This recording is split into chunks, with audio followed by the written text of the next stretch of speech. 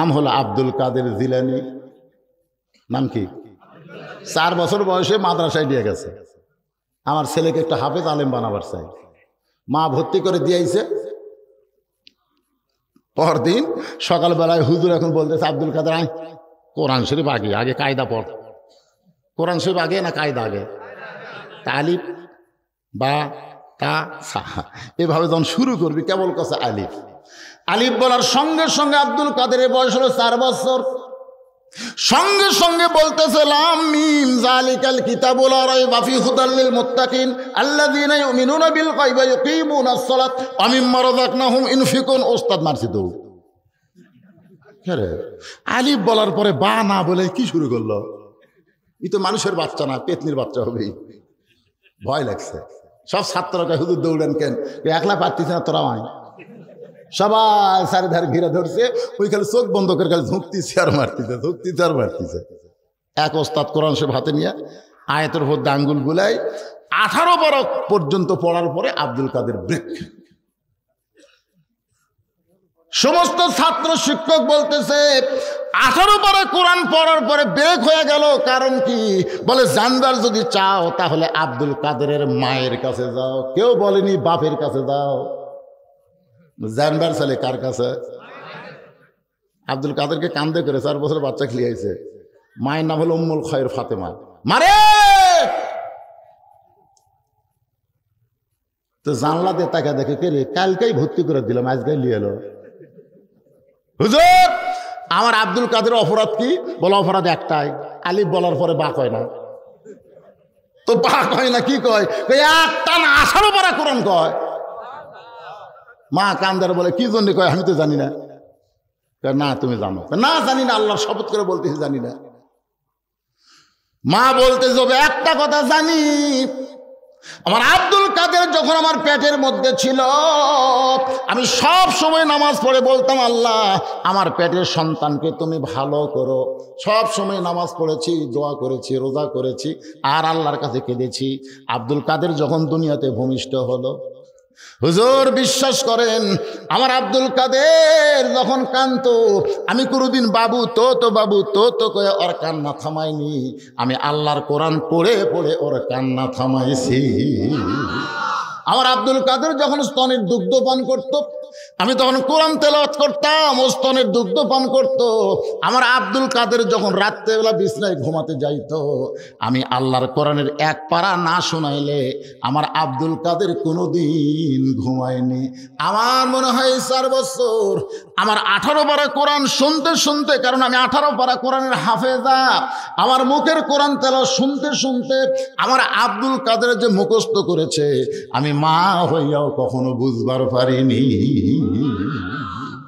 শুনতে শুনতেই ছোট বাচ্চারা মুখস্থ করে, ধরে কোন কথা ঠিক কিনা?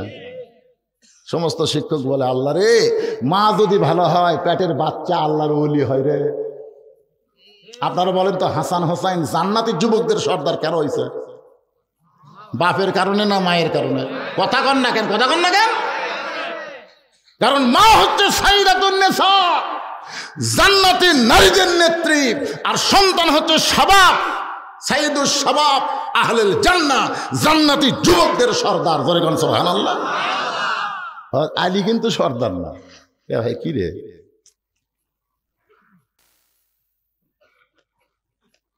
ও সেটা এখনই? আচ্ছা ঠিক আছে, না অন্য কিছু নয়।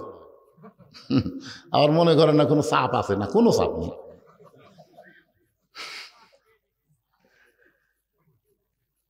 কথা হচ্ছে না? অত ডাইরেক্ট বলা লাগবে কেউ? আধা কথা আদম বোঝে, সারাদিন করলেও গাধা বোঝে না। গাধা বোঝে? গাধা গলিয়ে যাচ্ছেন, মালিক বলতেছে গাধা রে গাধা, এই ব্রিজ দিয়ে তোকে আমি নিয়ে যাচ্ছি রে, এই যে নিচের নদী, খবরদার নদীর জন্য নামিস না, এই ব্রিজ দিয়ে যাওয়া আসা করবো। গাধা ফাইন করে গাধা খালি মালিক বাজারে যায় 2 মণ চিনির বস্তা গাধার পিঠত বান্ধা দিছে, একটা দড়ি দিয়ে বান্ধা দেখো, এই গাধা ওই ব্রিজ দিয়ে বাড়ির যাবি, খবরদার গোমরাহি নদীর মধ্যে নামিস না। ব্রিজ হচ্ছে হেদায়েত, নদী হচ্ছে গোমরাহি। তো গাদা চিনি নিয়ে আস্তে আস্তে গাও ঘামে গেছে, গাদাকে একটু পিপাসা লাগছে। গাদা মনে করতেছে একটু নিচে যায় পানি খাই। আপনার বলেন তো মালিকের বাড়ির পানি আছে না নাই? তোকে গোমরাহী নদীর পানি খাওয়া লাগবে। ওই পানি খাওয়ার গেছে, ওর মুখ হচ্ছে খাটো, বুঝলেন, পানি হাতত পায়। ওই যেই 2 পা নামাছে তখন দেখে পানি ঘোলা হয়ে গেছে। গাদা কয়েকের কষ্ট করে নামছি, তখন ঘোলা খামো, ওই তো সামনে পরিষ্কার পানি। ওই 2 পাও তুলে পিছনে 2 পা যেই নামাছে ঘোলা আরো বেড়ে গেছে। 4 পাও যখন নামছে আমি ঘোলা খামো, ওই তো সামনে পরিষ্কার। ওই পরিষ্কার খাবার যাতে যাতে আস্তে আস্তে চিনির বস্তা পানির মধ্যে, ওই পানি খায় আর গাওল হয়, আর ওজন কমে যায়। কেরে এতদিন ব্রিজ দেখেছি হেদাতের উপর দিয়া, এত কষ্ট, আজ গোমরাহির মধ্যে এই শান্তি। মারমো সাঁতার, আবার কষ্ট করে ভিতরে যাবো। গাদা সাঁতার মারতে পারে গেলে বস্তা আছে, চিনি নাই। মালিক বাড়িতে এসে দেখে যে বস্তা পিঠের ওপর আছে, চিনি নাই। এত আশ করলাম রে গাধা, ব্রিজ হলো হেদাত, নদী হলো গোমরাহি, তাও তুই বুঝলি না। পরদিন আবার বাজারে দিয়ে যাচ্ছে আর বলতেছে খবরদার ওর মধ্যে নামিস না, এটাতে যাবো এটাতে আসবি। গাদা কয় কোন দিতে যাওয়া লাগবে, আমার জানা হয়ে গেছে। তুমি যতই ওয়াজ করো মালিক, আপনার বলেন তো গাদার মনের খবর মালিক জানে না? বাজারের যে 2 মন তুলের বস্তা ওর পিঠত বান্ধা দিয়েছে, যা।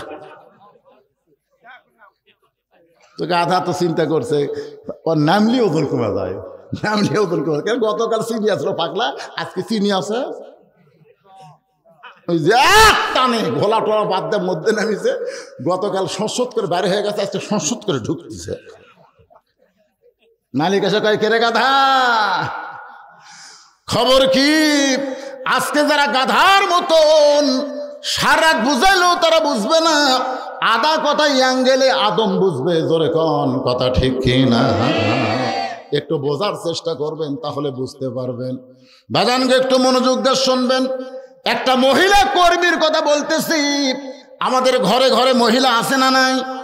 স্টার জলসা জি বাংলা দেখা যেন বন্ধ করে দেয়। ওই পেটের ভিতর থেকে যে সন্তান আসবে আব্দুল কাদের জিলানির মতন, হাসান হোসেনের মতন যেন আল্লাহওয়ালা হয়, এমন একটা মায়ের দরকার আমাদের আছে না না? ওমর ফারুক আল্লাহর শুকরিয়া আদায় করে আল্লাহকে বললেন, আল্লাহ তোমার দুনিয়ায় এত সুন্দরী একজন মেয়ে। আপনারা মনে করতেছেন ওমর ফারুক মেয়েটার চেহারা দেখে সুন্দরী বলতেছে, আসলে চেহারা না, মেয়েটার আপাত মস্তক আল্লাহর কোরআনের আইন। মেয়েদের জন্য বাহিরে যাবার গেলে কোরআনের আইন হলো পর্দা করা। ধরে কোন কি করা? মেয়েটা যদি দেখতে খাটো হয়, মেয়েটা যদি দেখতে কালো হয়, আর আল্লাহর কোরআনের আইন পর্দা যদি মেনে চলে, আল্লাহর ইসলাম কেবলমাত্র তাদেরকে সুন্দরী বলে। এই ছেলেরা আমার সঙ্গে একটা মিছিল করা লাগবে। আমি যেই বলবো পর্দানিশী নারী যারা, তোমরা বলবা বিশ্ব সুন্দরী তারা। বলতে পারবা না? পর্দানিশী নারী যারা, এখন বলবো বেপর্দা নারী যারা। এই তো একজন বলছে খালি বেহায়া না, বিশ্ব বেহায়া। যারা বেপর্দা নারী তার কোনো শরম আছে? এই বাংলাদেশের সবচাইতে বেপর্দা কে? এই যে কিছুদিন আগে ধরা গেছে, বইয়ের বয়স হলো 18 আর স্বামীর বয়স হলো 70। জানে না, যুবকেরা দেখে না নাকি রে? স্বামীর নাম হলো মোস্তাক আহমদ। নাম কি? আচ্ছা, মোস্তাক আহমদ যে বিয়ে করছে 18 বছর মেয়ে, এটা যদি পর্দার মধ্যে রাখতো, ওই বুড়া কেউ কিছু কত? কারণ মেয়েটা পর্দার মধ্যে আছে, এখন বয়স কত কে দেখবি? ওই আর পর্দা খুলে চোপা দেখাছে, চোপা দেখবার যায় ধরা খাওয়া। কি কোন আগেকার বুড়ারা বিয়ে করে? এই কথা কর না কেন? বুড়ারা বিয়ে করনি? বিয়ে করার পরে বউকে কেউ দেখেনি। এখন বুড়া কত বছরে বউ নিয়ে এলো, ওটা কে জানবি? পর্দার মধ্যে থাকলে আমাকে লাভ আছে না লস আছে? কথা কয় না রে। একটু মনোযোগ দিয়ে শুনবেন। বেপর্দা নারী যারা, বিশ্ব বেহায়া তারা। আমি যে বলবো বেপর্দা নারী যারা, আপনার সকলে বলবেন বিশ্ব বেহায়া তারা। বেপর্দা নারী যারা। ওমর ফারুক মেয়েটার নিকটে গিয়ে বললেন, মা, এই নির্জন পথে তুমি একা একা চলতেছ, তোমার সামনেও কোনো মানুষ নাই, পিছনেও কোনো মানুষ নাই, তোমার অন্তরে কি কোনো ভয় ডর লাগতেছে না? মেয়েটা হেজাবের ভিতর থেকে বলে, পথিক তুমি কি হযরত ওমরকে চেনো? সুবহানাল্লাহ। মেয়েটা হযরত ওমরকে বলতেছে, পথিক তুমি কি হযরত ওমরকে চেনো? যদি ওমরকে চিনতা তাহলে এরকম বেয়াসাইদা কথা বলতা না। ওমর ফারুক বললেন, মা আমি কি বেয়াসাইদা কথা বলতেছি? তুমি নির্জন পথে একা একা হাঁটতেছো, তোমার কি ভয় লাগতেছে না? এটা বেয়াসাইদা কথা কেমনে হলো? মেয়েটা বলে, পথিক রে, ওমর যেদিন আল্লাহর কোরআন দিয়ে রাষ্ট্র চালায়, সেদিন থেকে পৃথিবীর এক প্রান্ত থেকে আর এক প্রান্তে একটা মহিলা যাবে, ওই মহিলার কলিজায় কেবলমাত্র আল্লাহ ছাড়া আর কারো ভয় থাকবে না। আজকে বাংলাদেশে কোরআনের আইন না থাকার কারণে আপনি জোহরের নামাজ যদি মডেল মসজিদে আদায় করতে চান, আর আপনার পায়ে যদি 2000 টাকার জুতা থাকে, আপনি বলেন তো জুতা কি মসজিদের দরজা থবেন?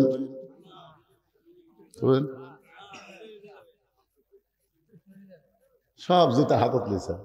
সত্যি করে বলেন তো কার ভয়ে? অন্তত থেকে একটা সত্যি কথা বল ভাই, 2 চোর মাত্র মহাদেবপুর মিলে জুতা চুরি করে 2 জন। খুঁজলে দেখবেন এই নর্মাল কাম কিন্তু সব চোর করে না, জুতা চুরি করে মাত্র 2 জন। ওরাই মসজিদের চারিধার ঘুরতেছে আর বলতেছে আমাকে ভয়ে। সব ভালো জুতা ভিতরে ঢুকছে আমাকে ভয়ে। যখন মানুষের তৈরি আইন দিয়ে বাংলাদেশ চলবে, তখন চোর ডাকাতের মোশান বেড়ে দেবে। আর আল্লাহর কোরআন দিয়ে যখন রাষ্ট্র চলবে, তখন ভালো মানুষের মোশান বাড়বে। চোর ডাকাত অনুবীক্ষণ যন্ত্র দিয়ে খুঁজলেও পাওয়া যাবে না। ধরে কথা কন না গান। চুরি করা অপরাধে যদি কারো একটা আঙ্গুল কাটা দেওয়া হয়, আর বেটিকার কেউ বিয়ে করবে না, এই শালা চোর। কিন্তু আমাকে যেহেতু বড় বড় চোর কারো বড় বড় মালা দেওয়া হয়। ধরে কোন কথা ঠিক না? বড় চোরের আগমন। এক সামসা বলতেছে আমার নেতার চরিত্র ফুলের মতো পবিত্র। নিয়ে গেলে মাথা নিচু করে আল্লাহ এই স্লোগান দিবেন কে গেছে? ওর নেতার চরিত্র নামাজ পড়ে না, এক ওয়াক্ত খাড়া হয়ে পেশাব করে। জোরে কোন কথা ঠিক কিনা? এরকম আছে না নাই? একটু মনোযোগ দিয়ে শুনবেন। চোর চুরি করলে কি করা লাগবে? শাইনকে আল্লাহ কোরআনে দিছে কি দেয় নাই? জোরে কোন দিছে কি দেয় নাই? এখন চিন্তা করেন, মেয়েটা বলতে পথিক তুমি কি হযরত ওমরকে চিনো? ওমর যেদিন আল্লাহর কোরআন দিয়ে রাষ্ট্র চালু শুরু করেছে, সেদিন থেকে পৃথিবীর এক প্রান্তে আর একটা মহিলা যাবে, সেই মহিলার কলিজায় কেবলমাত্র ভয় থাকবে কার? আল্লাহ ছাড়া অন্য কারো ভয় থাকবে না। ওমর ফারুক বললেন, মা তুমি সঠিক কথা বলেছ, কিন্তু তোমার কাছে আমার প্রশ্ন হলো, তুমি 2 পাহাড়ের মাঝখানের গিরিপথে ধীর গতিতে হাঁটতেছ, আমার মনে হয় তোমার ভিতরে কোনো দুঃখ লুকে আছে। মেয়েটা বলে, পথিক রে, আসলেই আমি একজন দুঃখী নারী, আসলে আমি দুঃখী নারী। ওমর ফারুক চমকে উঠছে। আপনারা বলেন তো, নেতার সামনে কেউ যদি বলে আমি একজন দুঃখী নারী, আমাদের বাংলাদেশের নেতারা কিন্তু তাকে বলে তাড়াতাড়ি যা, মাফ কর। জোরে কোন কথা ঠিক কি না? কেউ যদি আপনাদের কাছেই বলে ভাই আল্লাহর হস্তে 2 টাকা চাই, তখন আপনি কি কন? ভাঙতি নাই। একদিন এক ফকির কেবল করছি ভাঙতি নাই। ফকির কয়, হুজুর চা খাওয়ার সময় ঠিকই ভাঙতে হয়, হুজুর পান খাওয়ার সময় ঠিকই ভাঙতে হয়, আর আমরা ভিক্ষা চাইলে কোন ভাঙতি নাই। আমি বললাম, ফকির ভাঙতি নাই করছি তাই তুমি সে গরম, তা তোমরা খুশি হও কখন? বলে, হুজুর যখন কেউ আমাদের কাছে মাফ চায় তখন খুব খুশি লাগে। আমাদের কাছে যখন মাফ চাই তখন আমাদের মনে হয় আমার চাই তো বড় ফকির রে।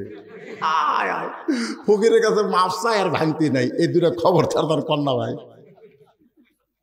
একটা কি ভাঙতি নাই, আর একটা কি মাফ চাই। আল্লাহ কোরআনে বলেছেন, আম্মা সাইলা ফালা তানহার, সাইলকারীকে তোমরা ফিরাইও না। এই হুকুম কার? জোরে গান, হুকুম কার? আল্লাহর হুকুম। এই আল্লাহর হুকুম আমাদেরকে আমল করা আমাদের জন্য ফরজ। একটু মনোযোগ দিয়ে কথাগুলো শুনবেন। ওমর ফারুক বললেন, মা কি দুঃখ তোমার মনে? 6 দিন হলে তুমি ঘুরতেছো। মেয়েটা বলতেছে, পথিক আমি সবচাইতে একজন দুঃখী নারী। আজকে 6 দিন হয়ে 2 পাহাড়ের মাঝখানে আমি হযরত ওমরকে খুঁজতেছি। কাকে খুঁজতেছে? এজরে কারণ কাকে খুঁজতেছে? ওমর ফারুক চোখের পানি বের করে বললেন, মা উমর সম্পর্কে তোমার কি? উমর হচ্ছে অর্ধ পৃথিবীর খলিফা। সে উমরকে যদি তুমি পাবার চাও তাহলে সংসদ ভবনে যাও, গণভবনে যাও, বঙ্গভবনে যাও।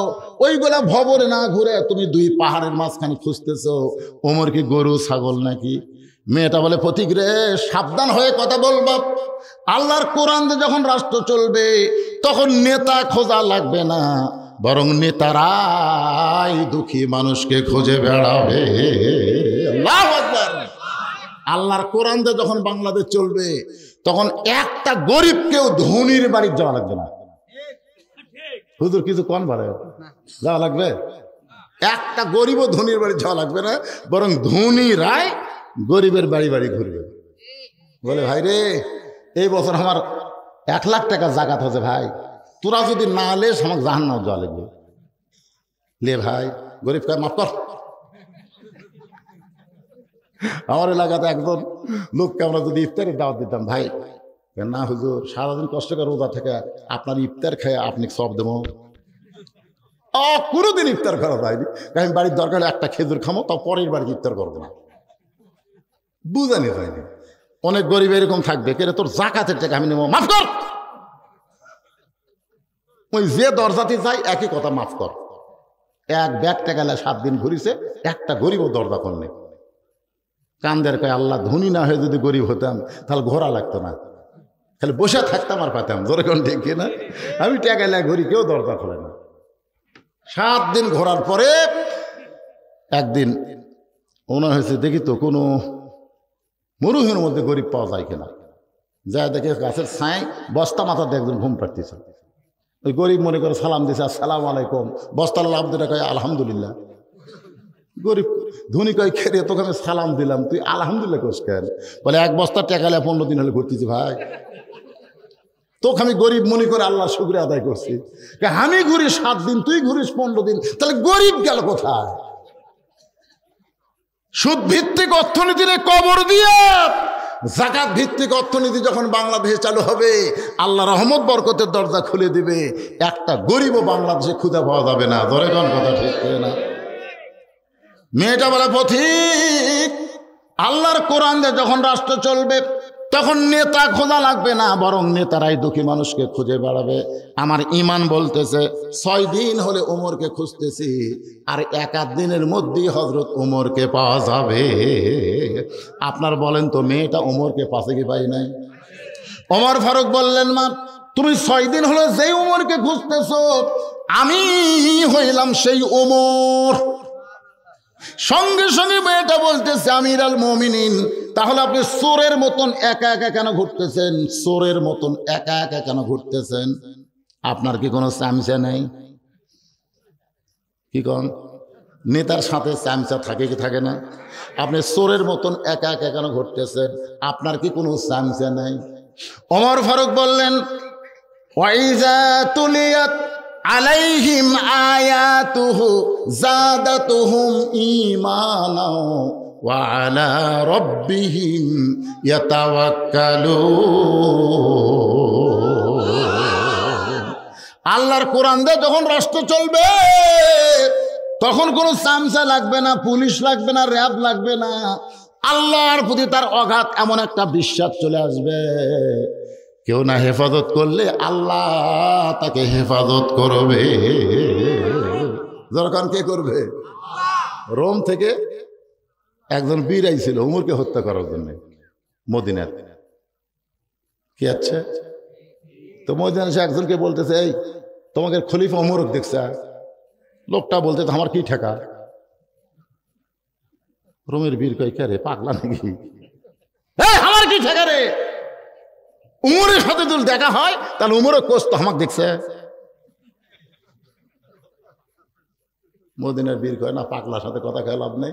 সামনে আর একটা গিয়ে বলতেছে, কে রে, তোমাকে উমরের বাড়ি কোথায়? তো বলতেছে, উমরের বাড়ি কোন জায়গায় সেটা আমি খুঁজবো, আমার বাড়ি কোন জায়গায় সেটা উমর খোঁজে। তবে কিছুদিন হলে দেখতেছি উমর ওই যে গাছ দেখতেছে, ওই গাছের ছায়ায় দুপুরবেলা ঘুম পাড়ে। কিছুদিন হলে দেখতেছি। রোমের বীর কয়, যাকে মারার জন্য 200 লাল উট ঘোষণা করছে, আর সেই দিনের বেলা ফাঁকা জায়গায় গাছের তলে ঘুম পাড়ায়। তো এখন গাছের ডালত বসে আছে, এক মারা কোনো ব্যাপার, এক মারে একটা দুম্বা পাই তো যথেষ্ট। এখন 200 উট ওই গাছের ডালে বসে। কিছুক্ষণ পরে দেখতে পাই এক ব্যক্তি আসলো, চুল উস্কো খুস্কো, গাওয়াতে একটা চাদর, গাছের ছায় বিসমিল্লাহকে চাদর বিছাই দিয়া ওই চাদর উপরে ডান হাত বালিশ বানাচ্ছে। ধরে এখন কোন হাত? এই ডান হাত বালিশ বানায় বলতেছে আল্লাহুম্মা বিসমিকা আমুতু আহিয়া। দোয়া পড়াও শেষ, ঘুম ধরাও শুরু। বাংলাদেশের মতন 96টা আছে খলিফা ঘুম পাড়তেছে বালু ছাড়া হাতের উপর। আর আমাকে মেম্বার যদি জুতার শব্দ পায়, বউ সাহেবেরা কয় মারে মনে হয় র্যাব আইছে।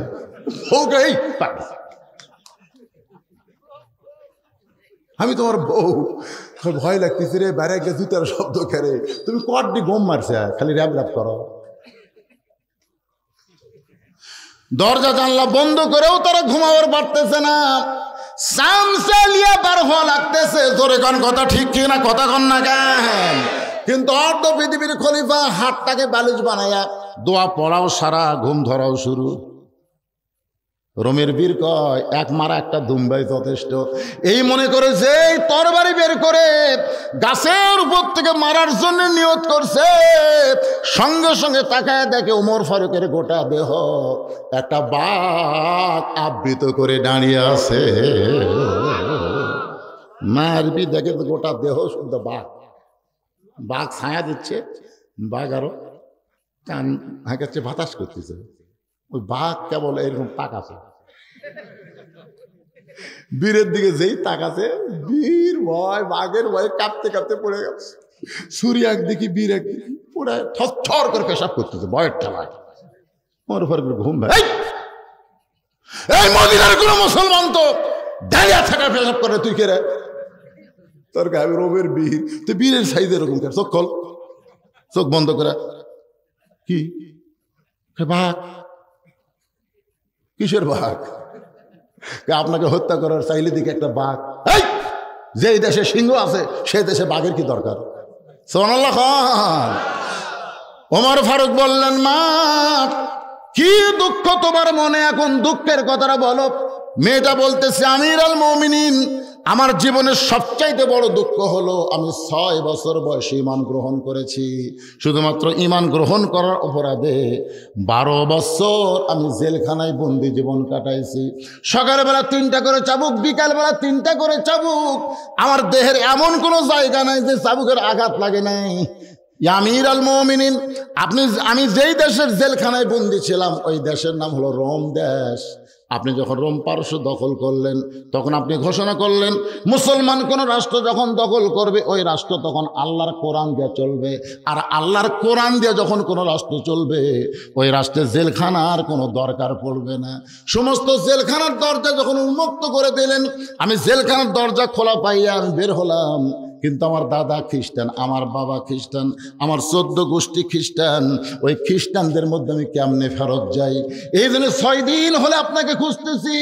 যদি আপনার দেখা পাই, আপনার কাছে এই দুঃখিনী মেয়ে একটু আশ্রয় চাই। ওমর ফারুক চোখের পানি নিয়ে বললেন মা আমি তোমাকে আশ্রয় দিবার পারবো না। ওমর ফারুক বললেন আমির আল মুমিনিন, মেয়েটা বলতেছে আমির আল মুমিনিন আপনি আমাকে আশ্রয় দিবার পারবেন না কেন? ওমর ফারুক বললেন তুমি একজন মানুষের কাছে আশ্রয় চাবা কেন? বরং ইমানদারকে, মুমিনা নারীকে, মুসলমানকে আল্লাহর ইসলাম অধিকার দিয়েছে। আমার মায়েরা যারা পর্দার অন্তর আছেন মা, আপনারা মনে করেন ইসলামী নারীদের অধিকার কম না বেশি? কথা কয় না। নারী যদি মা হয়, আপনারা বলেন তো বাবা যতই আল্লাহর ওলি হোক, বাপের পায়ের তলে জান্নাত না মায়ের পায়ের তলে? তো আপনারা যারা এখানে বসে আছেন আপনাদের কাদের কাদের মা মারা গেছে? আমার মা নেই। আপনাদের কারে কারে মা নাই একটু হাত তোলেন তো দেখি। কে রে? আচ্ছা মাশাআল্লাহ, শরীরে মরা লাগবে তার কি দরকার? আমার নাই, সভাপতিরও নাই। আচ্ছা আমার বাপও মারা গেছে, আপনাদের কাদের কাদের বাপ নাই দেখে একটু হাত তোলেন তো দেখি। হাত নামান, বাপ মারাই বেশি রে। আচ্ছা বাপও নাই মাও নাই, এইরকম কারা কারা যারকে বাপ মা নাই? যেরকম আমার নাই, বাপও নাই, মাও। হাত নামান। আপনারা বলেন তো যাদের বাপ মা নাই বর্তমানে আপনার তো অনেক কেউ আছে, মেয়ে আছে, জামাই আছে, বেটা আছে, বেটার বউ আছে। আপনি যে দিকে তাকে দেখেন মনে হয় শর্ট শর্ট, খাটো খাটো। কারণ এটা আমি বুঝবার পারছি 23 সালের 25 তারিখে। 25শে ডিসেম্বর যখন আমার মা মারা গেল, 1 ডিসেম্বর আমার অ্যাক্সিডেন্ট হলো। 1 ডিসেম্বর আমি অ্যাক্সিডেন্ট করছি, 25 ডিসেম্বর আমার মা মরছে। আমি তখন যে দিকে তাকাই, বাপ তো আগেই মরছে, কেউ নেই। আর মনে পড়ে গেল আমার নাতি হোসাইন, আমার একটা নাতির নাম হোসাইন। একদিন হাঁক বলতেছে, এই বুড়া, নাতিরা নানাক তো বুড়াই কবি, যে বুড়া কথা আমি তাকাই দেখি আমার মা ওখানে হাউমাউ করে কাঁদতেছে। মায়ের কাছে গিয়ে বললাম, মা কান্দেন কেন? আমি বেঁচে থাকতে আমার ছেলেকে বুড়া কবি? আমার মাকে আমি বললাম, মা বুঝে নাই ছোট মানুষ, বলে যতই ছোট হোক আমার সন্তানকে বুড়া বলবে কেন? আমি মা জীবিত আছি, আমার সামনে আমার সন্তানকে বুড়া বলবে? মা যেদিন মরে গেল এই কথাটা আমার বারবার মনে হলো, এখন যদি আমার বুড়া কয় আর কেউ মন খারাপ করবে না। এখানে আমাকে প্রিন্সিপাল সাহেব বলেছে, হুজুর আপনি যত ইচ্ছা ওয়াজ করেন কোনো সমস্যা নাই, কিন্তু এক সময় একটু মসজিদের জন্য কিছু আদায় করে দিবেন। যাদের বাপ মা নাই, দুনিয়া থেকে বিদায় হয়ে গেছে, ওই বাপ মার জান্নাতের জন্য আল্লাহর ঘর মসজিদে 1টা করে 1000 টাকা দান করবেন। 1টা করে 1000, কেউ যদি পারেন 5,000 10,000 দেবেন, কিন্তু কমপক্ষে 1টা করে 1000 বাপ মার কবরকে জান্নাত বানানোর জন্য দিবেন। মসজিদ হলো সবচাইতে দামি জায়গা। আল্লাহ নবী হিজরত করে যখন মদিনায় আসলেন, প্রথম নবীর একটা জায়গা পছন্দ হলো, ওই জায়গায় কিন্তু বর্তমানে মসজিদে কুবা। ধরে কোন সুবহানাল্লাহ। রাসূল বললেন, আবু বকর মদিনার কোন আনসারকে ডাক দাও। আবু বকর আনসারকে ডাক দিল, দিয়ে বললেন, এই জায়গাটা কার? বলে, জায়গার মালিক কিছুদিন আগে দুনিয়া থেকে বিদায় হয়ে গেছে, তবে তার 2টা এতিম সন্তান আছে। নবী 2টা এতিমকে ডাক দেয়, বললেন জায়গাটার মালিক কে? 2টা সন্তান বলতেছে, মালিক আছে আসমানে, আর আমরা 2 ভাই দেখাশোনা করি। রাসূল বলেন, এই জায়গাটা আমার পছন্দ হয়েছে, এর বিনিময়ে তোমরা কি চাও?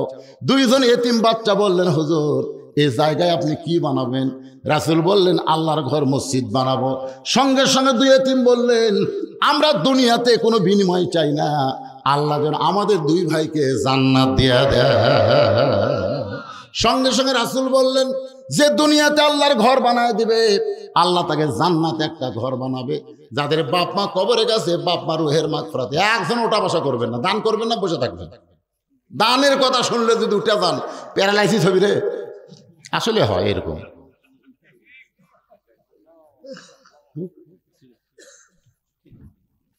আমার মায়েদের মধ্যে যাবেন, আজকে মায়েদের ওয়াজ আমি বেশি করতেছি।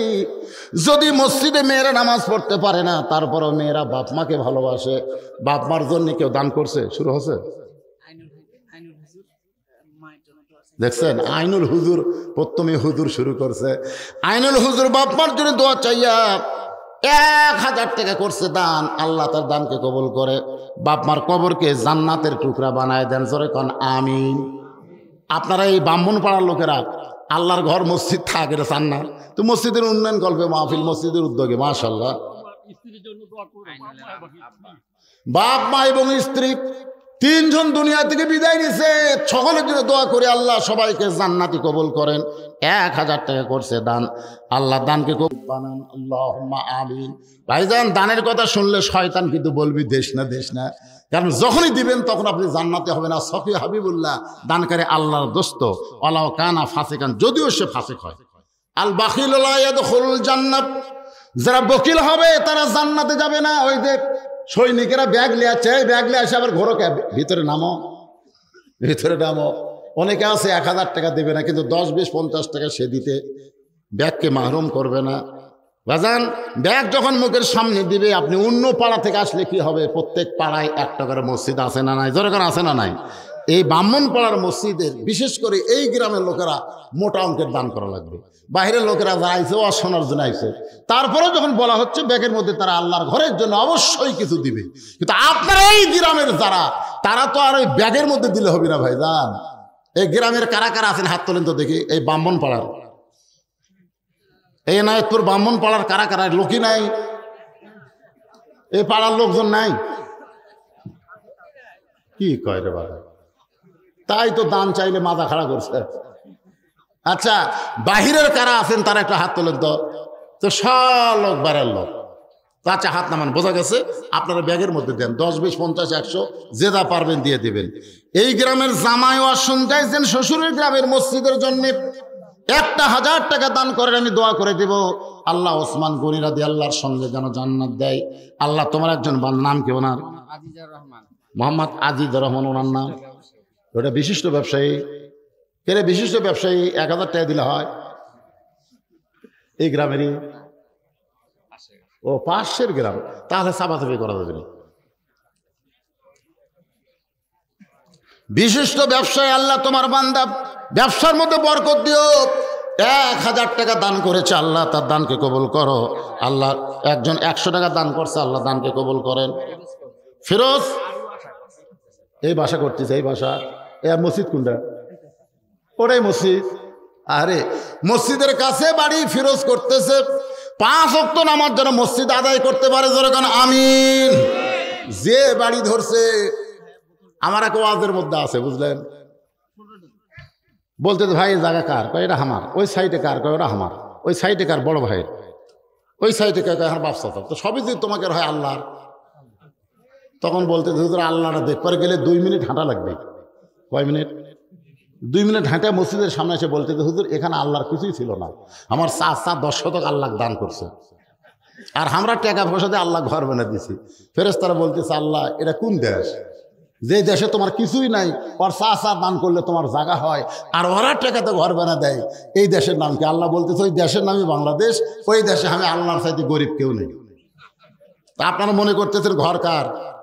কথা কর না কেন, ঘর কার? আর পকেট থেকে টাকা বের হচ্ছে না, মনে করতেছেন আল্লাহ গরিব হয়ে গেছে। এই বাড়ি বানাতে কত লক্ষ টাকা লাগবে হিসাব করেন, কত লাখ টাকা লাগবে। সেই বাড়ি বানাইতে উনি কোনোদিন কারো কাছে 1 টাকা দাম চাবে না। তবে কথা কেন চাবে? চাবে না। যদি কোনোদিন কাউকে কয় ভাই আমার বাড়ি বানাতে আমার 2 বস্তা সিমেন্ট শর্ট করতে, ভাই রে তুই একটু দান করতো, কেউ দিবে? কেন দিবে না? কিন্তু আল্লাহর ঘর মসজিদ, যার কাছে হাত বাড়াবেন সেই দান করবে। কেন করবে? এই জন্যই করবে। রাসূল বলেছেন যে আল্লাহর ঘর মসজিদ বানায়, আল্লাহ তাকে জান্নাতে একটা ঘর বানায় দেয়। এই পিছনে যারা বসে আছেন সামনের দিকে আসেন তো, যারা গেছে চলে গেছে অসুবিধা নেই, আসেন আসেন সবাই সামনে আসেন, আল্লাহর রাস্তায় আসেন। আল্লাহ তোমরা একজন বান্দা বাবা মায়ের জন্য দোয়া চাইয়া 500 টাকা দান করেছে, আল্লাহ বাপ মার কবরকে জান্নাতের টুকরা বানায় দেন। আল্লাহ যারা গেছে, আমি কিন্তু বাকি ওয়াজ করবো, এই জন্য সবাই সামনে আসেন। যারা গেছে চলে গেছে অসুবিধা নাই। কাউসার আহমদ মায়ের জন্য, দেখেন মাকে কত ভালোবাসে, মায়ের জন্য 1000 টাকা করছে দান। আল্লাহ মায়ের কবরকে জান্নাত বানায় দেন। জোরে কোন আমিন। আজকের মাহফিলের সম্মানিত সভাপতি সাহেব আগামী সপ্তাহে চলে যাবেন উমরার জন্য। উনি 10,000 টাকা বাপ মার জন্য করলো দান। আল্লাহ দানকে কবুল করে নিয়ে বাপ মার কবরকে জান্নাত বানান। জোরে কোন আমিন। আজকের মসজিদ কমিটি নাই, আপনাদের মসজিদের কমিটি নাই? সভাপতিকে মসজিদ কমিটি সভাপতি পাশে আছে কোনটা? ও যে পকেটে হাত দিল ওটা নাকি? ওটাই কে ভাই, কি খবর? আসেন আসেন, সভাপতি সেক্রেটারি কেশিয়ার আপনারা আসেন। আমার যারা দাওয়াত দিবার গেছিল তাদের মধ্যে একজন বলতে, হুজুর এই যে মসজিদ, মাদ্রাসা, ইতিমখানা এগুলো, আমি বললাম ভাইদের এখানে যা দেখতেছেন সব আপনাকে টাকা। আমি তো কোনোদিন দাঁড় করি না। আমি বললাম পাগলা, আমি এক সময় গরিব ছিলাম রে, এই যে ওয়াজ করে অসংখ্য টাকা কামাই করছি, সেই টাকা দিয়ে মসজিদ মাদ্রাসা ইতিমখানা নির্মাণ করছি। যাই দেখে আসবেন, মসজিদ মাদ্রাসা ইতিমখানা। এখন মহিলা মাদ্রাসা আমার 3 তালা। এই সম্পূর্ণ টাকা কারো কাছ থেকে 1 টাকা দান সদকা নেওয়া হয়নি। এদের ওয়াজ করার পরে, গাও ঘামানোর পরে যে টাকা দেন, সেই টাকা দিয়ে মসজিদ মাদ্রাসা ইতিমখানা চালায়। আপনাদের এখানে এমন অনেক লোক আছে, ইচ্ছা করলে একাই মসজিদ সবকিছু করতে পারে। যখন কথা কন না কেন, পারে কি পারে না? আজকে আমি সভাপতিকে ডাক দিলাম, চলে আইলো স্টেজের উপরে। বলেন বলেন, এসি দেব? হ্যাঁ এসি দিবি মানে? তাহলে আর মসজিদের বাইরের কোনো কাজের দরকার নাই। ও আপনি এসিটা দিবেন, সেটা কয় টন? 1 টনের এসি মসজিদের চল। যাই হোক, মসজিদে 2 টনের নিচে এসি লাগান যাবি না, কথাটা বুঝলেন না? 2 টনই দিন। হ্যাঁ কন 2 টন এসি দিবি মসজিদ যে কয় ফুট, আমি তো দেখিনি। তো যাই হোক 2 টন একটা এসি আমরা ধরলাম। আল্লাহ মসজিদের সভাপতি এই সামনে রমজান মাস আসতেছে, গরম বুঝাই কি কন, যে মসজিদে এসি আছে মসজিদের অবস্থা সামনে কাতার এসির সাইডে দেখবেন খালি ঢেঁসা বসে থাকবে। আল্লাহ মসজিদের সভাপতি একটা এসি দিয়া কি ভুল করলো? একটা এসি চালু করে দিলে কিছুই হবে না, কমপক্ষে 4টা এসি লাগবে। ধরে কোন কয়টা? 4টার মধ্যে একটা হলো খুব বিপদে ফেলে দিল। আপনার বলেন তো, মসজিদে যদি ফ্যান না থাকে তাও একটা বুঝ থাকে, কিন্তু গোটাল মসজিদ মিলে 1 ফ্যান ঘরে, তখন কি হবে? ঠেলা ঠেলি হবে। তুই কে ফ্যানের তলে? জোরে কোন কথা ঠিক কিনা? 1 এসি না, মসজিদের সেক্রেটারি কে? সেক্রেটারি এই মসজিদের সেক্রেটারি কে? এই মসজিদের সেক্রেটারির নাম জানেন না? সেক্রেটারি কে?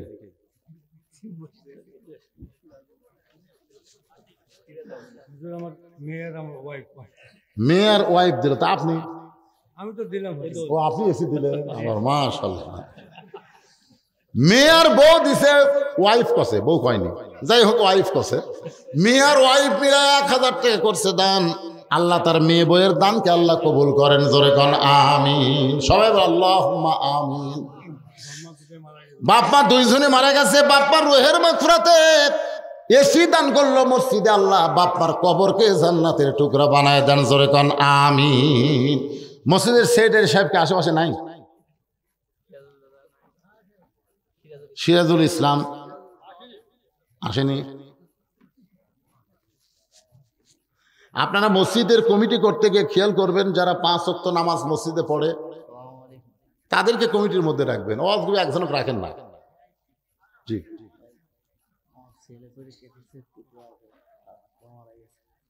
কি দিলেন? সে দোয়া এটি চাওয়া যাবি? এ দোয়া আমার কাছে আলাদা চাওয়া লাগবে। এখন দোয়া চালিয়ে কিছু দেওয়া লাগবে। আপনাকে মসজিদ এসি লাগাবেন নিয়ত করছেন, আপনি একটা দেন। আলহামদুলিল্লাহ 2টা হয়ে গেল। কয়টা লাগবে আমাকে একটু ইশারা দেন তো, কয়টা লাগে? 4টা হলে ঠান্ডা হবে। হ্যাঁ কয়খানি? 2খানা হলো তো। আজকের মাহফিলের সভাপতি উনি একটা দিয়ে দিল। এরা কিন্তু 2 টন করে নেবেন। 2 টনের নিচে চালিয়ে পোস্তান না, বুঝলেন? 2 টন করে। এখন 2টা এসি লাগিয়ে দিলে, 4টে ফ্যান চালু করলে তাও গোটাল মসজিদ ঠান্ডা হবে, কিন্তু এসির যে মজা সেটা হবে না। কমপক্ষে 4টা লাগবে। সেটার নামে একটা লেখেন। তুমি না আসলে কি হবে? লেখেন একটা। এখন আসেন আমার আলোচনায়। নেতা আমরা সামান্য কথাই দেখেছি, এখন কর্মীটা বোঝানোর জন্য বলতেছিলাম। আর এই কর্মীটা কোনো পুরুষ কর্মী নয়, এই কর্মীটা হলো একজন মহিলা কর্মী। আর একজন মহিলা কর্মী যদি ভালো হয় তাহলে একটা মা ভালো পাওয়া যাবে। যেমন ভালো মা আমরা পাইছি খাতুনে জান্নাত ফাতেমা। জোরে কান সুবহানাল্লাহ। এই ভালো মা হওয়ার পিছনে যতগুলো আমল আছে, 1 নম্বর আমল হলো পর্দা। এই শোনেন মনোযোগ দিয়ে, ভালো মা যদি হবার চায়, নামাজ দিয়ে ভালো মা হতে পারবে না, রোজা দিয়ে ভালো মা হতে পারবে না। ভালো মা হবার গেলে 1 নম্বর যে আমল লাগবে তার নাম কি? জোরে কম।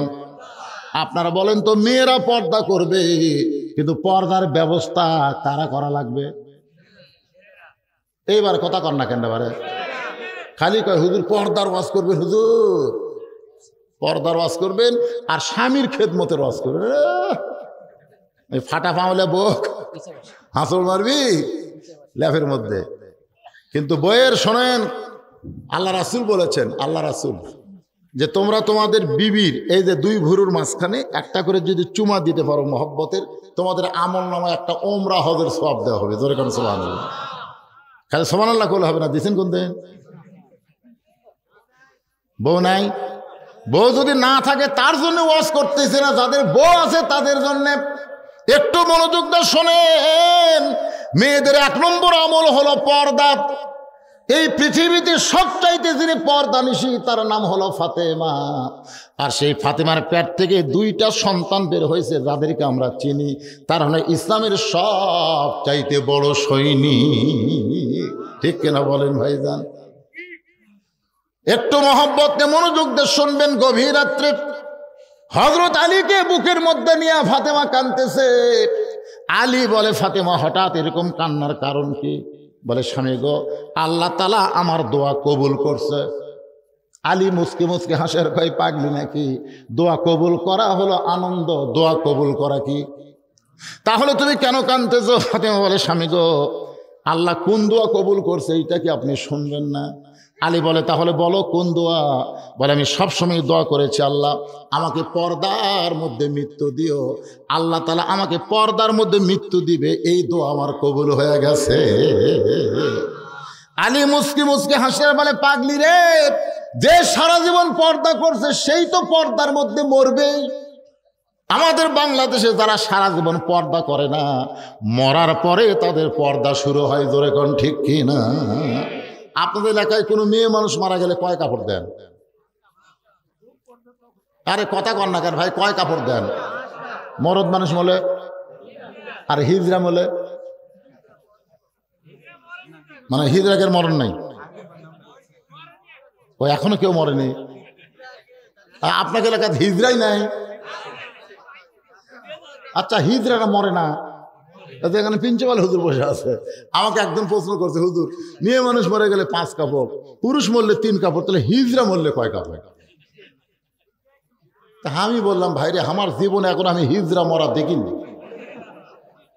তা বলে, হুজুর তার হিজড়ারা মরতেছে না। এখানে শুধু হাসির কথা না, বোঝানোর জন্য বলতেছি। 5টা কাপড় মেয়েদেরকে যে আমরা দেই, আপনারা বলেন তো 5টা কাপড় মেয়েদের কিভাবে পরিয়ে দেওয়া হয়? আমরা মরদ মানুষ হয়তো জানি না, কিন্তু আমার বইয়ের কাছে আমি শুনছি 5টা কাপড়।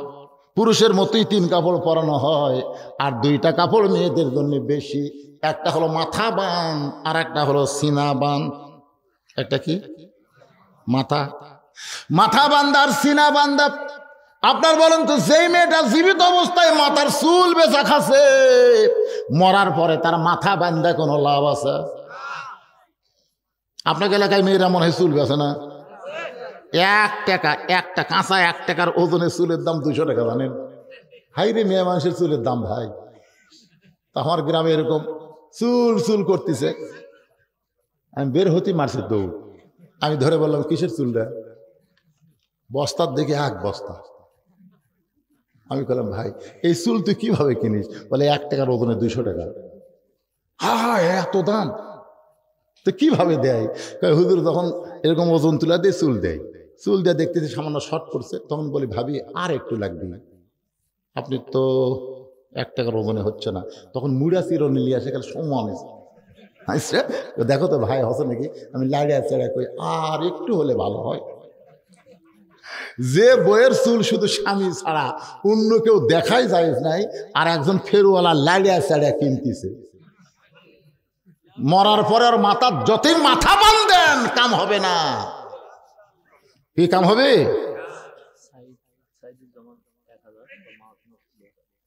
এলার বলা লাগবে না ভাই, মসজিদ আপনাদের হয়ে গেছে। এসি যেটা আদায় হচ্ছে সেটা বলা লাগে। এসি কখন আদায় হয় বুঝতেছেন না? এসি কখন আদায় হয়? খালি হওয়া মানে সব হয়ে গেছে, এখন ফ্যান দেওয়ার কাম হচ্ছে না, এসি লাগতেছে। জোরে কোন কথা ঠিক কিনা? কি মনে করছে 4টা এসি হয়ে গেল তো। আর এখন এলে 1000 টাকা 2000 টাকা দিচ্ছে, যদি বাকি হয় লেখাতন লগত দিলে লেখার দরকার নেই। একটু মনোযোগ দিয়ে শোনেন। আরেকটা হলো সিনাবান। সিনাবান মানে এই বুকটা বান্ধা লাগবে। মরার পরে বুক বান্ধিছে, কিন্তু জেতা অবস্থায়।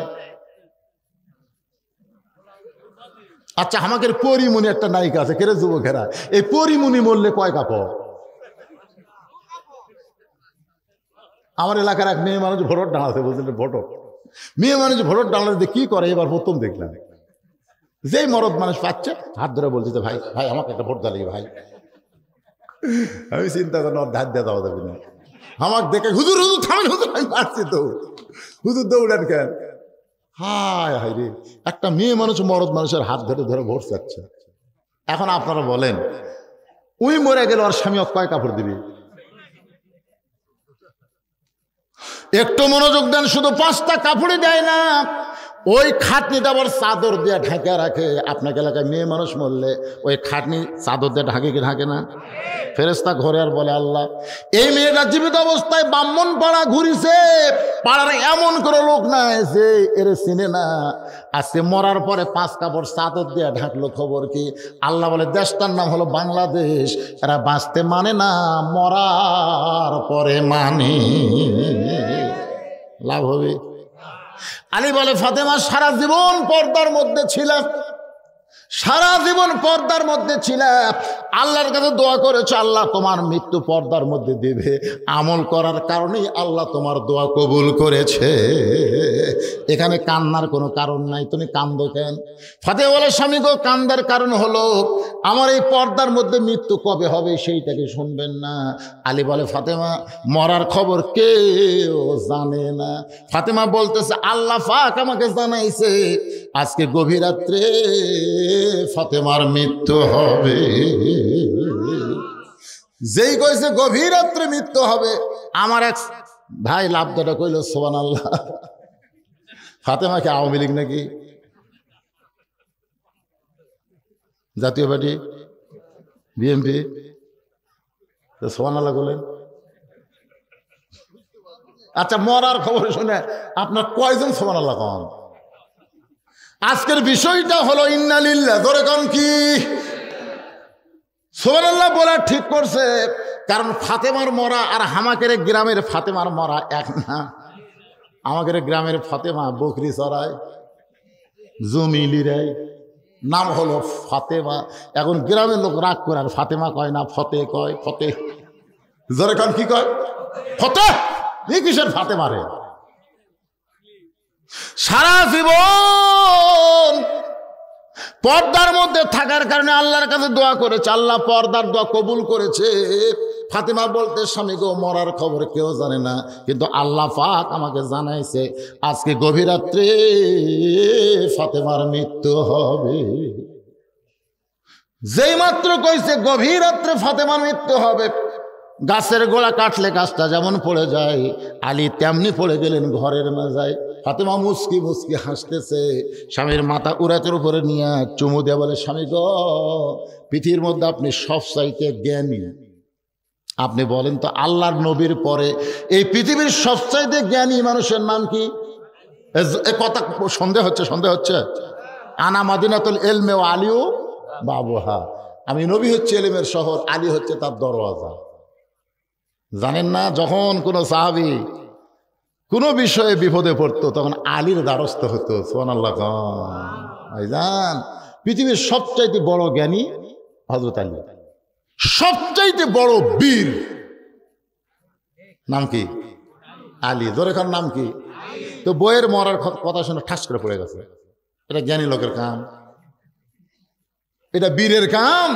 ফাতেমার স্বামীকে আপনি যেইভাবে পড়ে গেলেন, আপনি পৃথিবীর সবচাইতে জ্ঞানী, সবচাইতে বড় বীর, আপনি কি জানেন না এই দুনিয়া থাকার জায়গা না, আসলে যাইতে হবে। কোন বনের পাখি তুমি, আইলা রে কোন বনে, আবার কোন বনেতে যাইতে হবে, পড়ছে নাকি মনে? আপনারা সবাই একটু অন্তর থেকে বিশ্বাসের সাথে বলেন, আসলে। একটু সবাই বলেন ভাই, এই যুবক সবাই বলো, আসলে কখন? গল্প করতেছে, উমুকের ফাঁসি হলো, উমুকের ফাঁসি হলো, উমুকের ফাঁসি হবে। ঘাড় দিয়ে ফেরেশতা বলতেছে, আল্লাহ এই শয়তানের কান্দর থেকে কি লেখনা? এই যে বলতেছে উমুকের ফাঁসি হলো, উমুকের ফাঁসি হলো, উমুকের ফাঁসি হবি, এই শালার যে মৃত্যু হবি এ কথা কয় না। আপনার বলেন তো, যারা ফাঁসির আসামিলে চিন্তা করে এরা গুরুত্ব না ফাঁসির আসামি গুরুত্ব? ফাঁসির আসামির তারিখ আছে যে অমুক তারিখে ফাঁসি হবে, আর মরার আসামির কোনো তারিখ নাই। এই যে আপনাকে গ্রামের ছেলে যাই আমার দাওয়াত দিয়েছে কাউসার, ওই বলতে হুজুর আমাদের ওখানে একটা কাজী পাড়া আছে বুঝলেন, ওখানে খুব নিহারি বিক্রি হয়, নিহারি।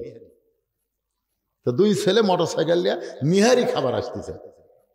কি খাবার? গরু পাউতে যেটা বানায় সেটার নাম কি কয়? নিহারি। হয় নিহারি খাবার আসতেছে। আয় আয় এমন ভাবে ট্রাক মারছে ভাই, মাথা নাই রে, মাথার মগজ একদিকে পড়ে আছে, মাথা একদিকে পড়ে আছে। হ্যাঁ তিনজন। তাহলে চিন্তা করে দেখেন তো, ওরা কি জানে যে আজকে আমাদের মৃত্যু হবে?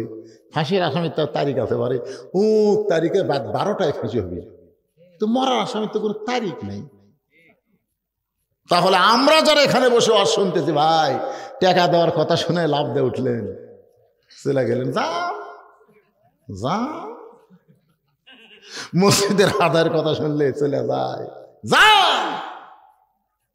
আল্লাহ সাইজ মতোই নামাবি। জোরে কোন কথা ঠিক কিনা? 10 তলা দুটা কয় হামাক নামাই কে? তুই মনে করছো তুই বাড়ি বানাচ্ছ দিকে তুই থাকবো, মরে গেছে। ওর বেটারা বলতেছে তাড়াতাড়ি নামারে, তাড়াতাড়ি নামারে। মরে যাওয়ার পরেই কিন্তু ওর সব বন্ধ হয় না, অন্তত যতক্ষণ কবর না দেয় ততক্ষণ পর্যন্ত সবকিছু দেখবার পায়, সব কথা সে শুনবার পায়। আমার কথা কি বুঝতেছেন? যে ব্যক্তি মরে গেল তাকে যতক্ষণ কবর দেওয়া না হয় ততক্ষণ পর্যন্ত সব কিছু সে কি করে? দেখবার পায়, শুনবার পায়, কিন্তু কথা বলবার পারে না। এখন 10 তলার থেকে নামাচ্ছে। আমার এলাকার মুসল্লি কয় হুজুর মসজিদে যাবার চাই, কিন্তু খাটনি দেখলে ভয় লাগে হুজুর। মসজিদের বারান্দাত খাটনি ঝুলে থসে, ওটা দেখলে খালি মরার কথা মনে হয় হুজুর, এই জন্য এই মসজিদে যাই না। এই শালা কত বড় শয়তান, খাটনি দেখলে ওর মরার কথা মনে হয়, এই জন্য মসজিদে যায় না। আপনি কি মনে করতেছেন ওই খাটনি ওখানে থাকবে? কথা কোন ওখানে থাকবে? একদিন আপনার 3 তলা 4 তলা 2 তলা বাড়ির দরজায় খাটনি চলে আসবে। এত সুন্দর করে যে বাড়ি বানাইছেন ওই বাড়ি থেকে টেনে টেনে বের করে আপনাকে বড়ই পাতার গরম পানিতে গোসল করাই দিবে, রঙিন কাপড় খসে সাদা কাপড়ের কাপড় দিয়ে আপনাকে মুড়াই ফেলবে। আপনি একটা লাশ মুড়ানো দেখছেন, আগে ছিল চকলেট মুড়াই। ধরে কোন কি মুড়াই? আগে চকলেট মুড়ানো দেখছেন, এদের এখনকার লাশের অবস্থা হচ্ছে মানে চকলেট মুড়ালো পারে। এইভাবে খাটনিতে করে তুলে অন্ধকার কবরে সবাইকে নিয়ে যাওয়া হবে। এজন্য সকলেই মনে না চাইলেও বিশ্বাসের সাথে বলেন আসলে যাইতে হবে। ফাতেমা বলে স্বামী গো, আমার চলে যাওয়ার কথা শুনে এমন কেন করে গেলেন? আমি দুনিয়া থেকে যাওয়ার পরে আমার 3টা চাওয়া আপনি পুরা করবেন। 1 নম্বর চাওয়া হলো আমার এই লাশটা আপনি গোপনে জান্নাতুল বাকিতে কবর দিবেন, এমনভাবে কবর দিবেন দুনিয়ার কোনো মানুষ যেন না জানে। সারা জীবন পর্দার মধ্যে ছিলাম, মরার পরে আমার কবর বেপর্দা হোক, এটা আমি ফাতেমা চাই না বলে রাতের অন্ধকারে আমাকে কবর দেওয়া লাগবে। আমার 2 নম্বর চাওয়া হলো আমার কোনো জানাজার ব্যবস্থা করবেন না। আর ইসলাম গোটা বলে জানাজা মানে দোয়া, হাজার হাজার মানুষ তোমার জানাজায় শামিল হবে, তুমি সেই জানাজা নিষেধ করো কেন? ফাতেমা বলে স্বামী গো, আমি তো হিসাব করে দেখছি, হাজার হাজার মানুষ যদি বলে ফাতেমা ভালো, আর আপনি যদি বলেন আমার বউ ভালো না, তাহলে হাজার হাজার মানুষের দোয়া দিয়ে কাম হবে? আমাকে বাড়ির ফাতেমাতে বুঝবার পারে না। ফাতেমা বলতেছে দুনিয়ার সব মানুষ যদি বলে ফাতেমা খারাপ, তাহলে আপনি যদি বলেন আমার বউ ভালো, এক স্বামীর সার্টিফিকেটে ফাতেমার 8টা জান্নাত হয়ে গেল। তাহলে বউ ভালো হওয়া লাগবে কার কাছে? আর আমাকে গুলা ল বলটা কি কয়? খালি তুমি আমাকে দেখতে পারো না, তুমি গোটা পাড়া খুঁজে দেখো আমার বিরুদ্ধে কেউ নাই। পাড়ার লোক, সব লোক যদি আপনার বউকে ভালো কয়, যে পাড়ার মধ্যে আমাকে পাড়ার মধ্যে সবচেয়ে ভালো বউ কার? বলতেছে আমি যে কটা দেখছি তার মধ্যে 8টা ভালো। যদি যার নাম ধরলো ওই জাহান্নামত গেল। কথা কন না কেন? আপনাকে পাড়ার কার বউ ভালো এটা যদি সবাই বলবার পারে, তাহলে ওই মরদটা জাহান্নামত গেল। আর বউ পাড়ার সব লোক দেখেছে। কি হুন্ডাত বউলে ঘুরবেন না? সেই মশান মারতেছে, ঘুরবেন ঢাকা ঢুকে ঘোরান লাগবে, বার করে ঘুরান হবে না। আমার মায়েরা বোনেরা পর্দার অন্তরে একটু মনোযোগ দিয়ে শোনেন। আপনাদের পর্দার আলোচনা করতেছি, গভীর রাত্রে ফাতেমাকে দাফন করা লাগবে। 2 নম্বর, জানাজার কোনো ব্যবস্থা করবেন না। 3 নম্বর চাহিদা হলো আমার লাশটা খাটনিতে তুলবেন না। আমার দেহের ওজন দুনিয়ার কোনো পুরুষ মানুষ জানুক, এটা আমি চাই না। বরং আপনি আমাকে কাঁধে করে জান্নাতুল বাকির পূর্ব কোণায় সবুজ রঙের একটা বাতি জ্বলবে, ওই বাতি বরাবর আমাকে দাফন করে দেবেন।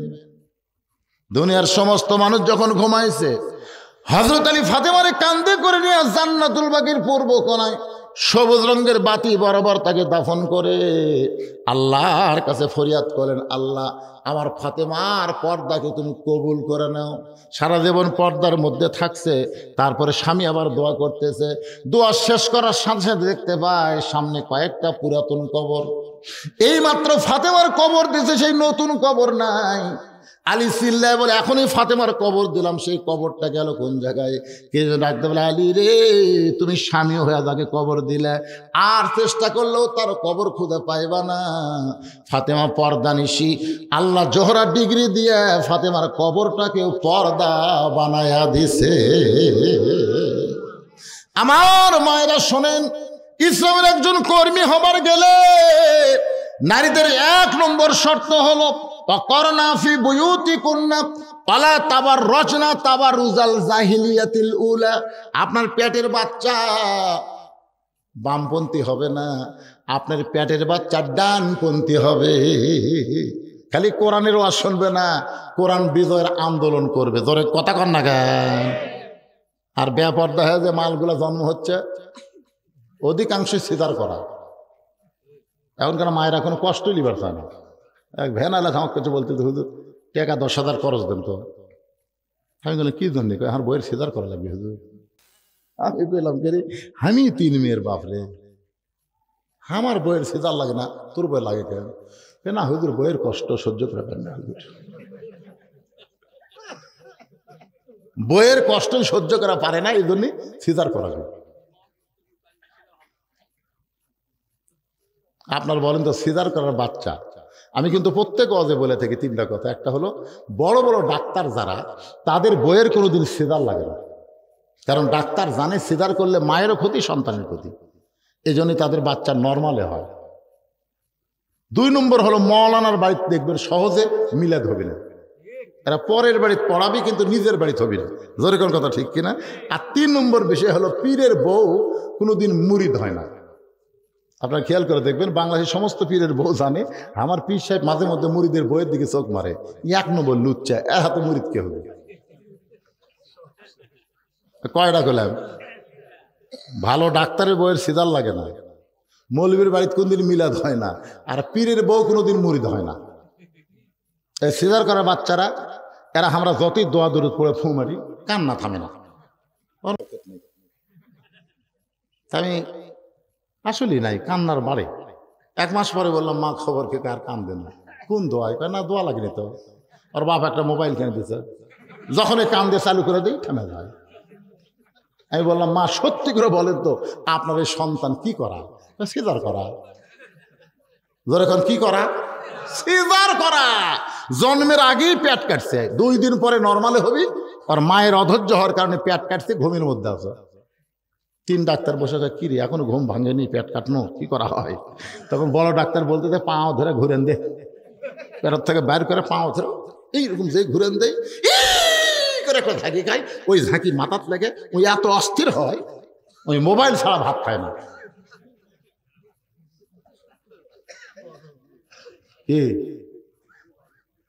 ইন্না লিল্লাহি।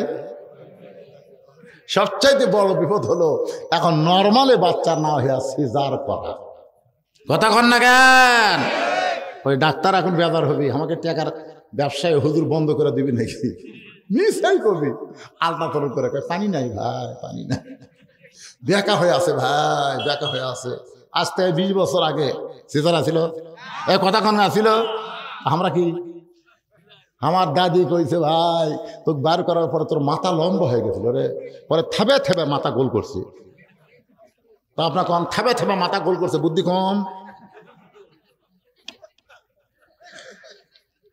আমার মায়েদের জন্য বলতেছি, মা ইসলামী আন্দোলনের কর্মী যদি হবার চান, তাহলে আল্লাহর কোরআনের পর্দাকে গ্রহণ করা লাগবে। পর্দার মধ্যে যখন থাকবেন তখন আপনার সব ভালো লাগবে। স্বামী একটা শাড়ি কিনা দিছে, একটা মেক্সির কাপড় কিনা দিছে, মাশাআল্লাহ এত সুন্দর গো, কিন্তু বেপর্দা হলে কবি কে, আমি মার্কেট চিনি না, কবি কি কবে না কোন যাই দেখে শুনে। দোকানদার তো মেয়ে মানুষ পালি সেই খুশি। আমি এক দোকানত বসে আছি, দুই মেয়ে খরিদার আসতেই কয় হুজুর ওই পাশের ওই দোকানত ভালো কাপড় আছে হুজুর, আমার এটি তো বিদেশি নাই, এই কয় হাঁক তুলে দিল। পাশের দোকানে যায় বলতেছে কে ভাই কোন দোকান থেকে আসলেন, অমুক আমাকে এই মার্কেটের মধ্যে ওই দোকান সাথে ভালো। আমি আসে দেখি ওই দুই মেয়ের কাছে বেচা হয়ে গেছে। হ্যাঁ কে ভাই আছে হুজুর, মেয়ে মানুষ আসলে আর আপনারা চলেন, আপনার কাছে বেচে আমার লাভ হবে 20 টাকা, আর এই মুহূর্তে লাভ করলাম 1500 টাকা। আপনি জানেন খালি চাটি ভাবি, খালি এই শাড়ি যদি আপনার পর্বত একবার দিই আপনি শাবনূর। এমন ষাটি মারে যে ষাটি মারার কারণে জোলাইখার কাছে ইউসুফের দাম হচ্ছে 1 লাখ টাকা। ধরে কর কথা ঠিক কি না? আমার মায়েরা বোনেরা ইসলামের কর্মী হন, আর বাবাজিরা মায়ের দিকে গুরুত্ব দেন। মায়ের পায়ের তলে সন্তানের জান্নাত। আর স্বামীদেরকে আমি বলবো নিজের বিবিকে আপনি পর্দার মধ্যে রাখবেন। আপনার দায়িত্ব হলো মেয়েদেরকে পর্দা করানো, মেয়েদের পর্দা করানো। আপনার মেয়ে যতদিন বিবাহ না হবে সেই মেয়েকে আপনি পর্দার মধ্যে রাখবেন, আপনার বউকে পর্দার মধ্যে রাখবেন। আপনার ছেলেকে যদি ইন্নালিল্লাহর হাত থেকে বাঁচাবার চান তাহলে 7 বছর থেকে নামাজের তালিম দেওয়া লাগবে, আর 10 বছর থেকে জোর করে নামাজ ধরার লাগবে। মুসলমান দাবি করেন অথচ আজান দিলে নামাজ পড়ে না, আপনি সবচাইতে বিপদের মধ্যে আছেন। ধরে কথা কর না কেন? 3টা পর্যন্ত আর্জেন্টিনার খেলা দেখলো আপনার ছেলে, 3টা পর্যন্ত অর্চকত ঘুম নাই। আর সালাত খয়রুন নাম শোনার সঙ্গে কে রে নাই, জানলাতে টাকা দেখে পাও নাই মাথাও নাই, পাপ কয় কে রে। 3টা পর্যন্ত হয়েছে করে খেলা দেখলো, মেসি মেসি করলো। আর আজান শোনার পরে আমার এটা গেল কোটির।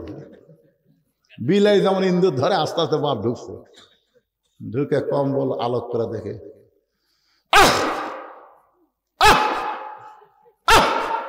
বেটা লাভ ধরে আব্বা আহ করতেছেন কেন? হায় আফসোস, কম্বলের তলে তোর সাইজ আর সাইড থেকে কুত্তার সাইজ একই সাইজ।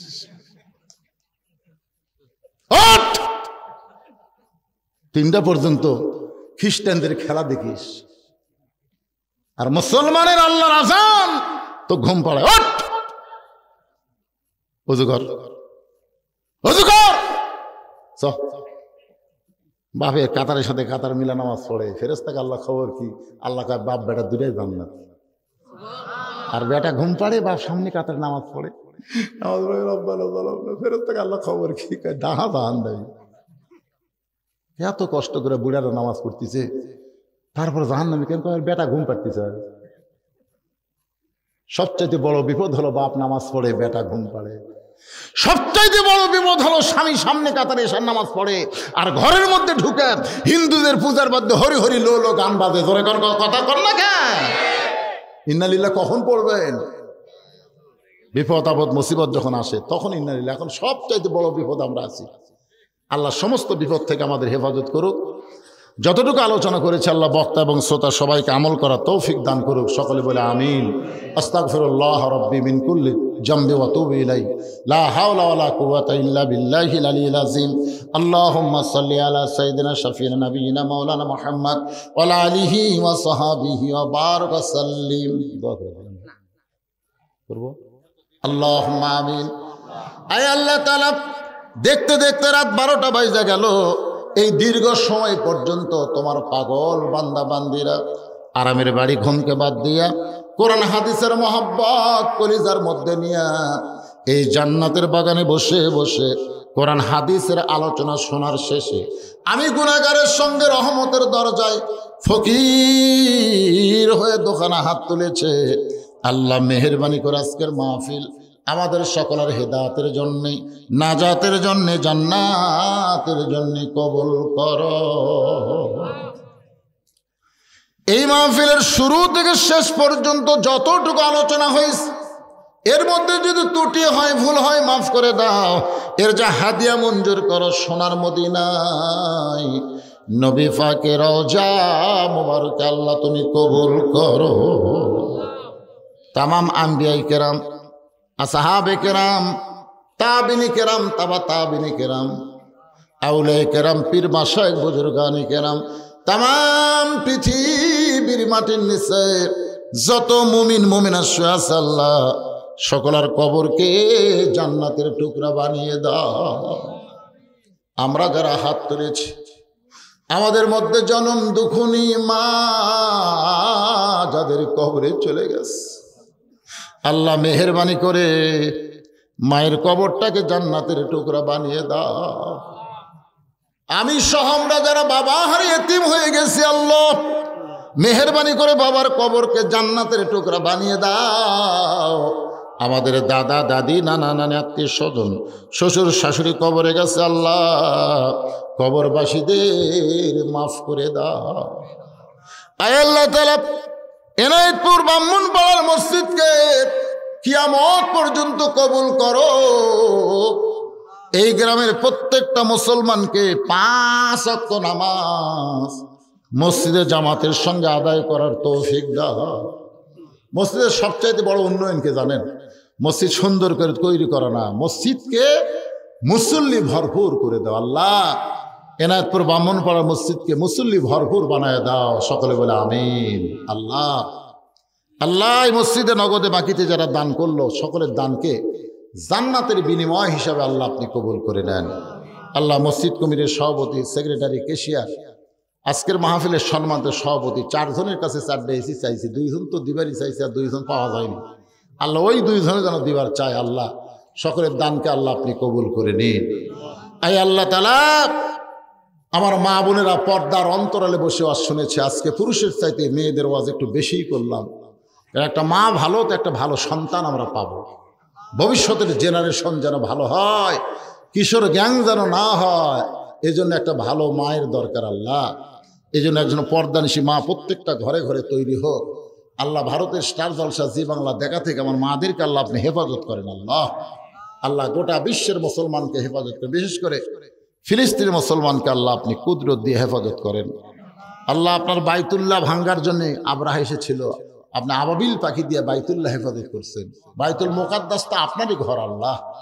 আজকে হাজার হাজার মুসলমানকে ওরা হত্যা করতেছে। ছোট বাচ্চা খাবার পাচ্ছে না, গাছের শিকড় খায়, পাতা খায়। আল্লাহ আর কত পরীক্ষা নিবে আল্লাহ। আল্লাহ আজ কত মাস হলে তোমার বাইতুল মুকাদ্দাসে মুসলমান নামাজ পড়তে পারে না। আবরাহাকে যেভাবে ধ্বংস করেছো পৃথিবীর মানচিত্র থেকে ইহুদিদেরকে সেভাবে ধ্বংস করে দাও আল্লাহ। আল্লাহ তুমি তো ধ্বংসের কথা বলেছো, তাব্বাত ইয়াদা আবি লাহাব ওয়া তাব। আল্লাহ তেমনি তোমার ঘরকে যারা নাফাক করতে চায়, মুসলমানের কাছ থেকে মসজিদ হলো মুসলমানের, গির্জা হলো খ্রিস্টানের, মন্দির হলো হিন্দুর, প্যাগোডা হলো ইহুদির। তাহলে আমাদের মসজিদ কোরআনে তুমি বলেছো সুবহানাল্লাযী আসরা বিআবদিহি লাইলাম মিনাল মাসজিদিল হারাম ইলাল মাসজিদিল আকসা। তুমি মসজিদ বলে ঘোষণা করেছো, সেই মসজিদ মুসলমানের অধিকার থেকে ইহুদি যেন নিতে না পারে। ইমানি শক্তি মুসলমানকে আল্লাহ তুমি দিয়ে দাও। যারা জীবন দিয়েছে ফিলিস্তিনে তাদের জীবনকে তুমি শহীদ হিসাবে কবুল করে নাও। আর বাংলাদেশের প্রত্যেকটা মুসলমান ইসলামী আন্দোলনের কর্মী গড়ে নাও। শুধু কোরআনের ওয়াজ শুনবে না, বাস্তবে কোরআনের আন্দোলন করবে, বাংলার জমিনে কোরআন মোতাবেক চলবে, এমন সৈন্য হিসাবে সবাইকে আল্লাহ তুমি কবুল করে নাও। যারা মাহফিলের সর্বাত্মক সহযোগিতা করেছে আল্লাহ, প্রধান অতিথি, বিশেষ অতিথিবৃন্দ, আল্লাহ সকলকে তুমি কবুল করো। আজকের মাহফিলের সম্মানিত সভাপতি, সম্মানিত আলেম ওলামা, হাফেজ কারি, ইমাম মুয়াজ্জিন, হাজি সাহেব, মুরব্বী, যুবক, কচিকাচা, পদ্মার অন্তরের মা বোনেরা, যার 2 হাত পছন্দ হয় সেই 2 হাতের উসিলায় গোটা মাহফিলকে আল্লাহ আপনি কবুল করেন। সুবহান রাব্বিকা রাব্বিল ইজ্জাতি আম্মা ইয়াসিফুন ওয়া সালামুন আলাল মুরসালিন আলহামদুলিল্লাহি রাব্বিল আলামিন। ওয়াজাল আখিরাতি কালিমাতুন ইনদাল মাউতি লা ইলাহা ইল্লাল্লাহু মুহাম্মাদুর রাসূলুল্লাহ সাল্লাল্লাহু আলাইহি ওয়াসাল্লাম। আসসালামু আলাইকুম ওয়া রাহমাতুল্লাহি ওয়া বারাকাতুহু।